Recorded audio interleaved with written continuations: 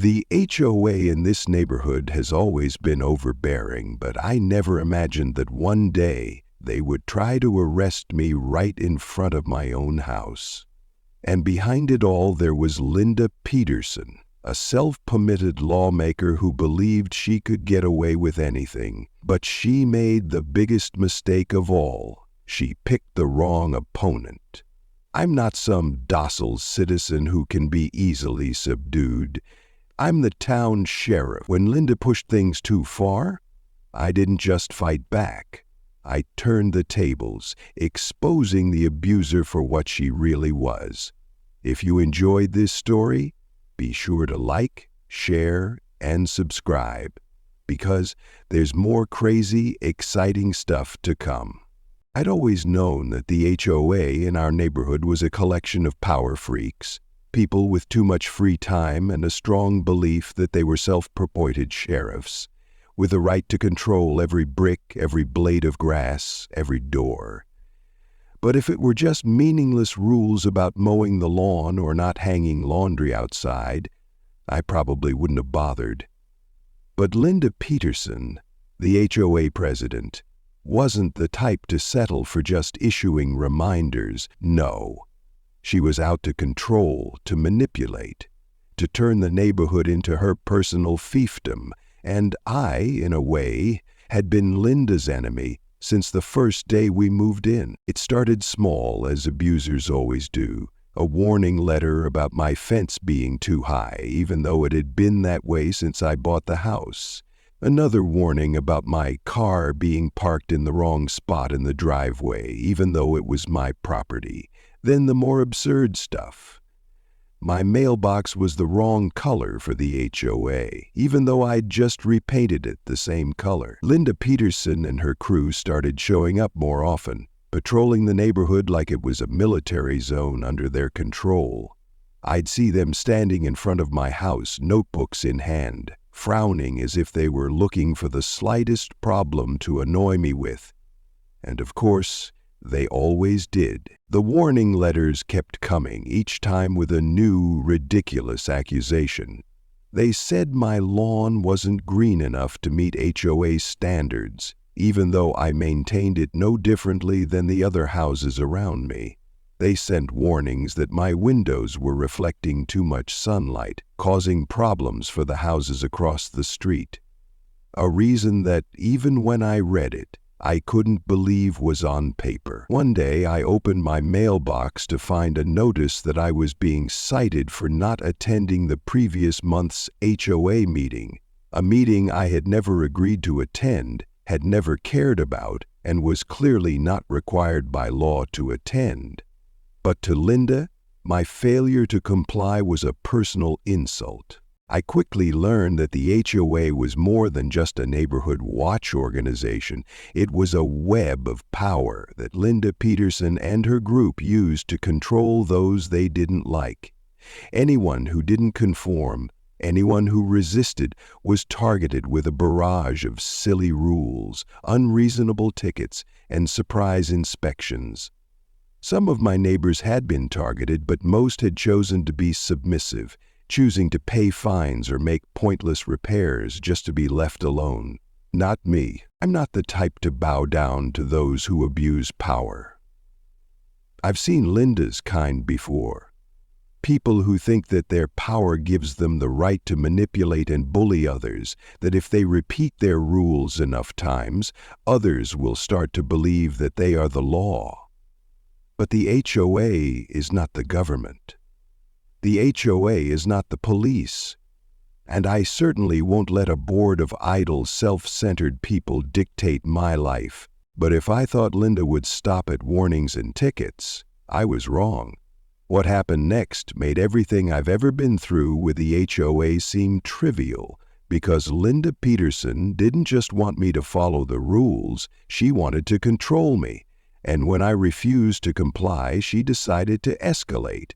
And that's when the real fight began. I knew Linda Peterson wouldn't stop at warning letters or unreasonable fines, but even in the craziest scenarios I could imagine, I never expected that one day she would try to arrest me right in front of my own house. That morning I was sipping coffee, standing by my kitchen window, watching the sun rise over the Phoenix sky. Then I noticed something strange. Outside, 4 figures were standing in a straight line on the sidewalk in front of my house, reflected in the glass of the window. They wore matching polo shirts and carried themselves with an air of arrogant confidence, as if they were about to carry out an important mission. One of them held a notebook. Another had a plastic walkie-talkie clipped to his belt, something I was sure didn't work. But the one who caught my attention the most was the one in the middle, Linda Peterson. She crossed her arms, her blonde hair stiff as plastic, her face tense as if she'd just sucked on a lemon.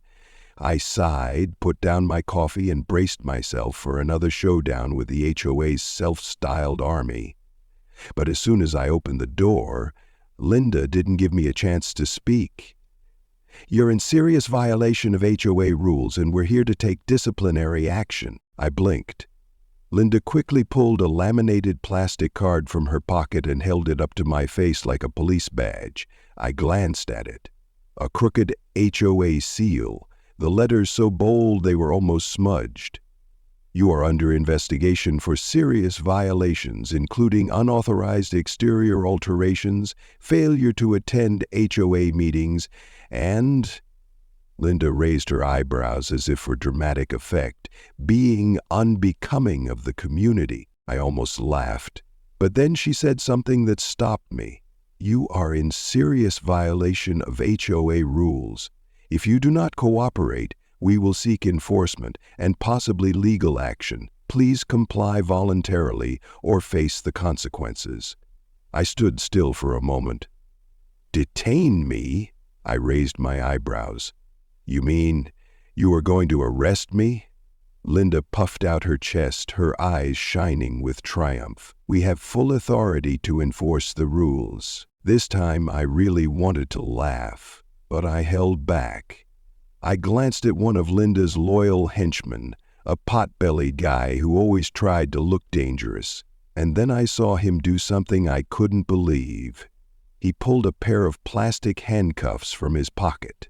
He was serious. I took a deep breath, keeping my face completely neutral. Then I stepped back, pretending to be thoughtful. I wanted to see how far they would go. "Interesting." I nodded slowly. "So what's the plan? Whose house are you going to tie me up and lock me up in?" The pot-bellied man tightened his grip on the plastic handcuffs. Linda kept her smug look on her face. I had had enough. In one smooth motion, I reached into my pocket, pulled out my leather wallet, and opened it right in front of them. A badge gleamed in the sunlight. The town sheriff's badge. I didn't have to say anything. All 4 of them froze. The color drained from Linda's face so quickly I thought she'd seen a ghost. The pot-bellied man's hand shook, and the plastic handcuffs fell to the pavement. No one said a word. I narrowed my eyes at Linda, then lowered my voice enough for her to understand every word I said. "You have attempted to make an unlawful arrest. You are impersonating a law enforcement officer. You have committed a crime." The air froze. Linda's eyes widened, her hand still clutching her fake badge. But then, as if someone had pushed the escape button, they abruptly turned and ran. No excuses. No apologies. 1, then 2, then all of them dashed across the street like rats leaving a sinking ship. Linda was the last to leave, her face twisted in hatred. When she reached the sidewalk, she turned and pointed a shaking finger at me. "This isn't over." Then she turned and strode quickly back home. I stood there watching them leave, my mind still reeling from what had just happened. The HOA had actually tried to arrest me. And if they thought I would let them go after this, they had made the biggest mistake of their lives. Linda Peterson is not the type to accept defeat. She doesn't run from a fight. She escalates it. I knew that from the moment I saw the look in her eyes as she walked away from her failed civilian arrest. Those were not the eyes of someone giving up. Those were the eyes of someone plotting revenge.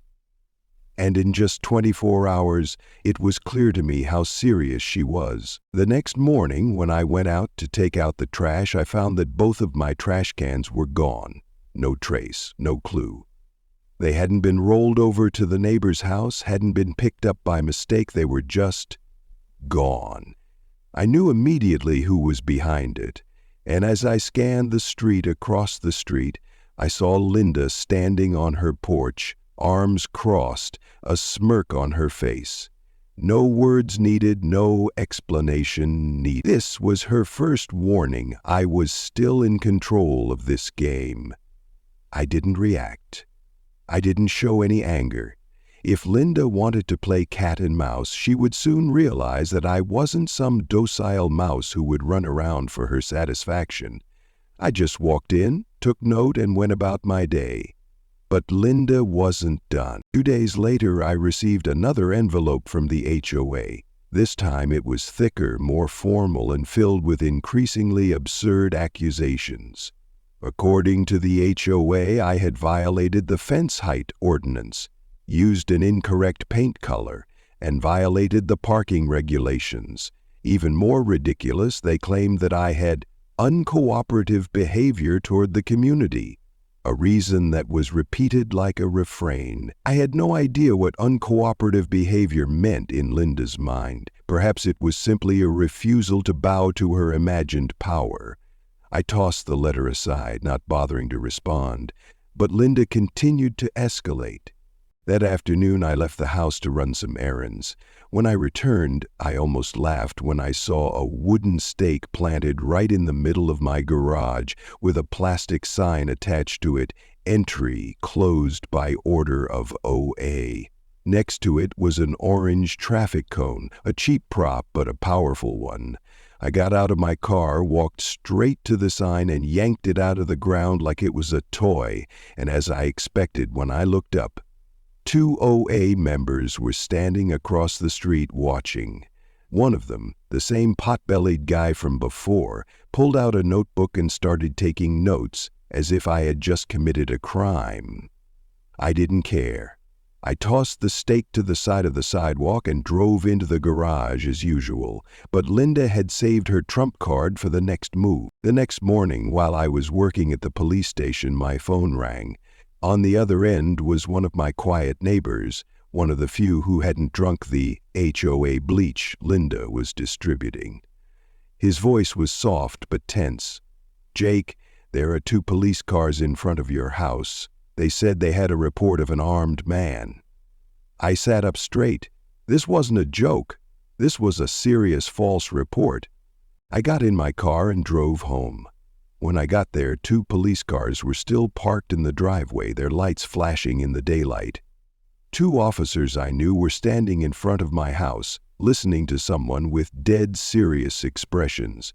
I didn't have to guess to know who it was. Linda Peterson was standing there, her hands clasped together, her voice trembling with drama. She was acting well.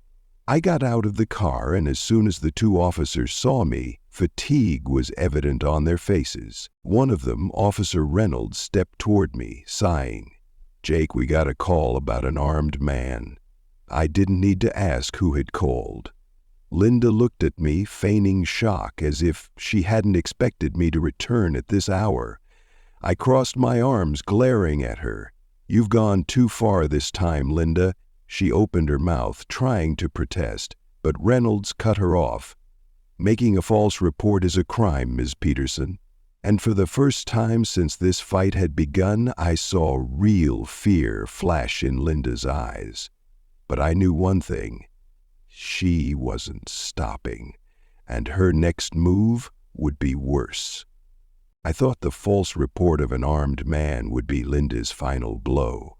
She had stood at my door, ranting about a threat to the community, and watched the authorities turn on her when they realized it was all a cheap stunt. But Linda Peterson didn't know when to stop. When she saw that the police weren't going to be a tool to harass me, she decided to take the fight to the next level. I was at the police station that morning when the phone rang. It was an unfamiliar number. When I picked it up, a formal voice said, "Mr. Thompson, this is the county building inspector's office. We've just received a report of serious violations at your residence. I need to inform you that a formal inspection will be taking place today."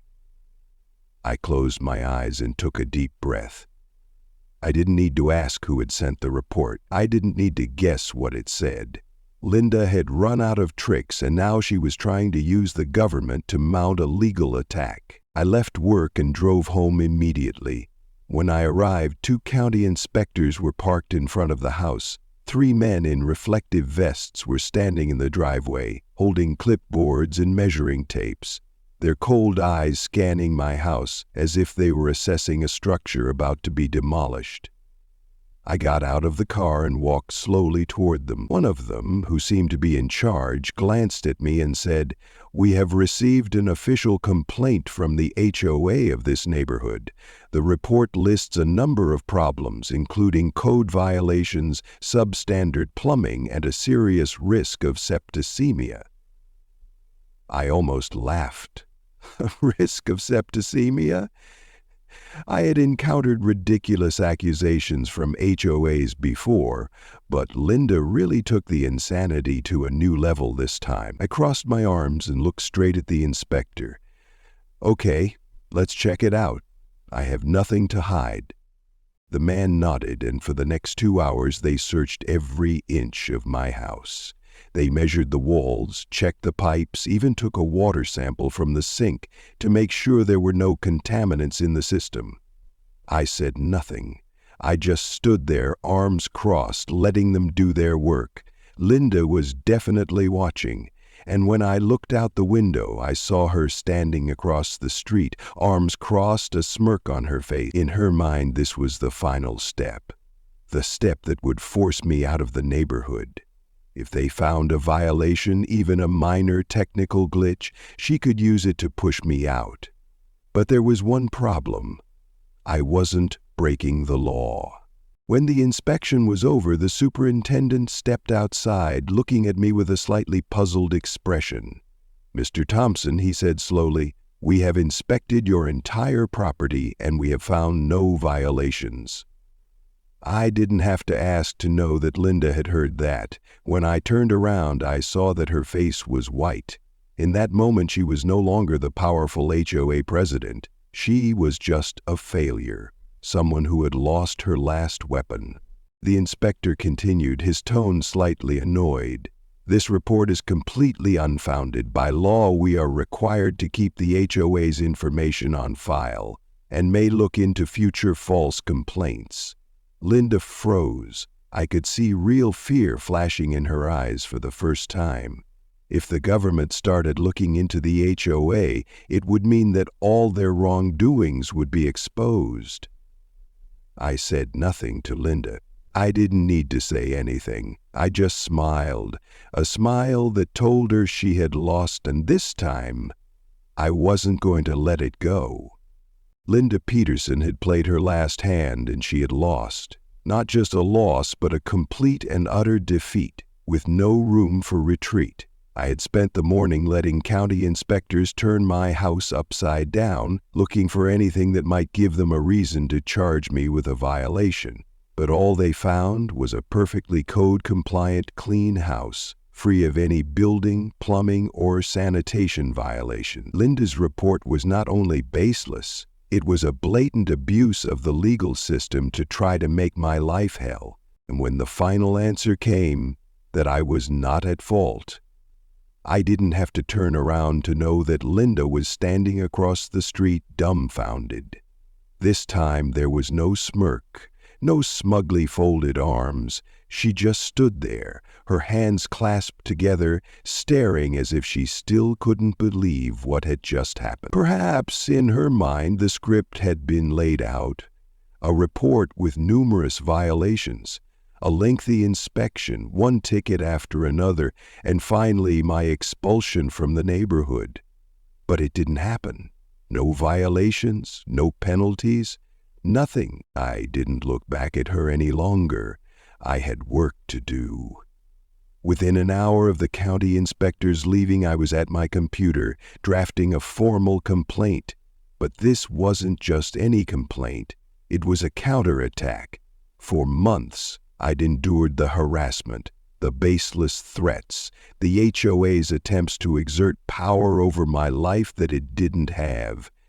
I'd ignored the warnings, the pointless fines, the petty harassment, but when Linda tried to drag the county into this ridiculous fight, she crossed the final line. My complaint was more than just a complaint about the HOA.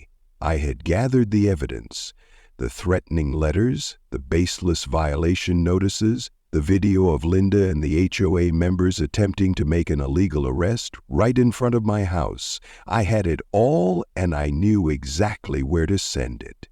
When I pressed the button to send the complaint to the county auditor's office, I felt a strange sense of relief. This was more than a complaint. This was justice for what I had endured. Linda had used the HOA as a weapon, but she had forgotten that the law is not on the side of those who abuse power. It didn't take long for me to hear back. The county, accustomed to HOA complaints, was unfazed by what I had to say. But this was different. This time they had a dossier full of abuse, harassment, and even criminal conduct. 4 days after I filed my complaint, I received a call. The voice on the other end was calm, but I could hear the genuine concern in the words. "We'll look into this, Mr. Thompson.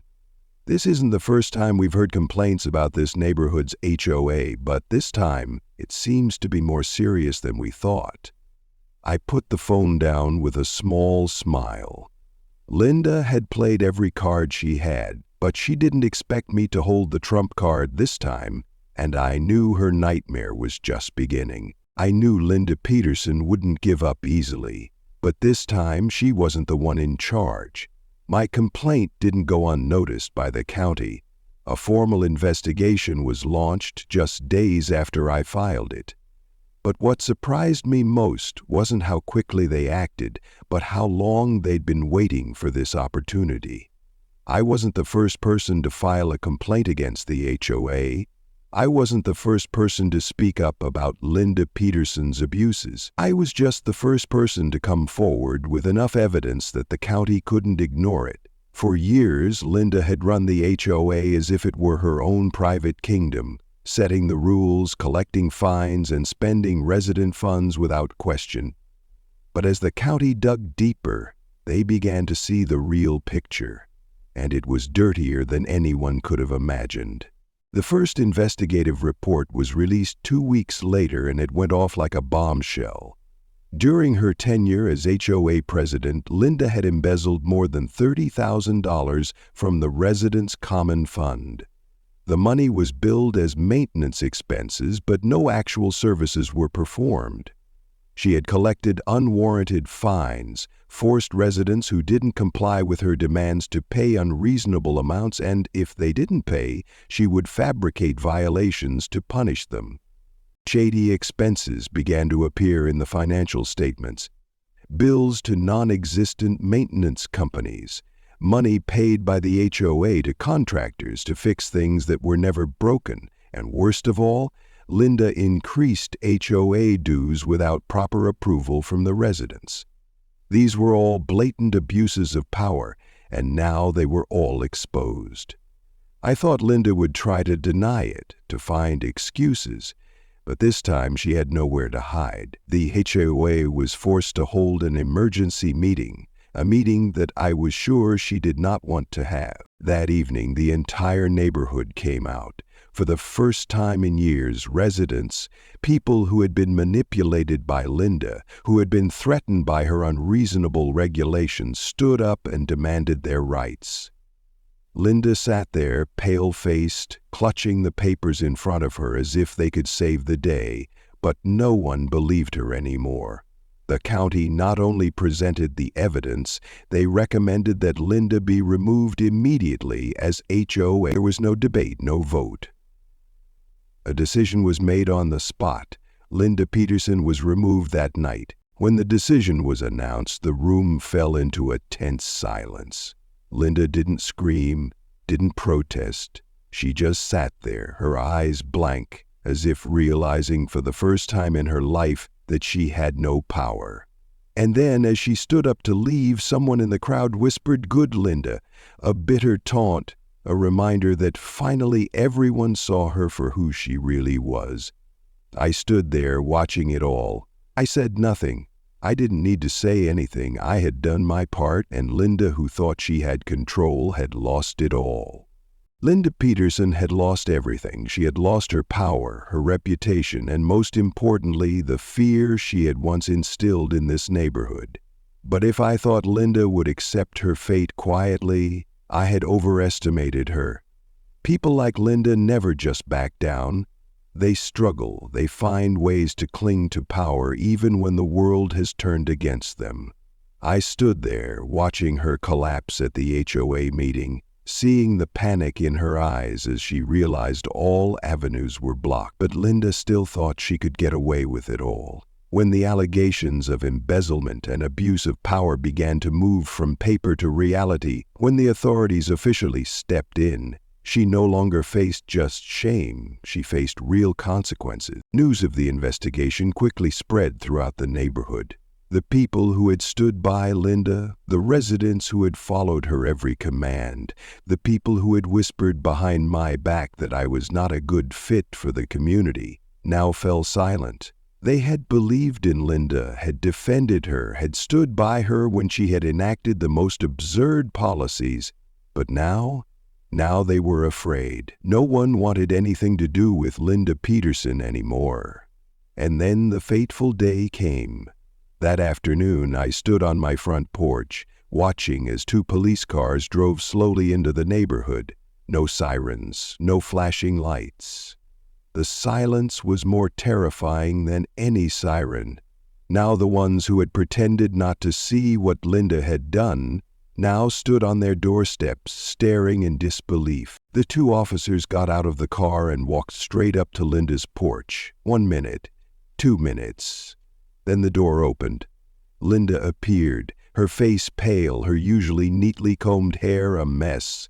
A brief conversation ensued, but I didn't need to hear it to know what was going on. Linda raised her hands as if trying to justify herself, but then she turned and bolted for the back door. She meant to run, but she forgot one thing. This was no longer her kingdom. She was no longer in control, no longer giving orders. And those 2 officers weren't HOAs. They didn't play by Linda's rules. Heavy footsteps on the wooden floor, shouting, and then she was pulled back. They grabbed her arms, spun her around. I stood there, silently watching as the handcuffs tightened around her wrists, so perfect, so fitting for what she'd been doing all these years. Linda was escorted out, and this time no one stood up to protect her. The faces that had once smiled at her, that had agreed with her every decision, were now silent. They didn't say a word. No one pleaded for her. No one stepped forward to defend her. They just stood there, staring as if they had never known her. As she passed me, her eyes met mine for a moment. There was no longer arrogance, no longer confidence, only despair. She had lost. As the police car drove away, I sighed.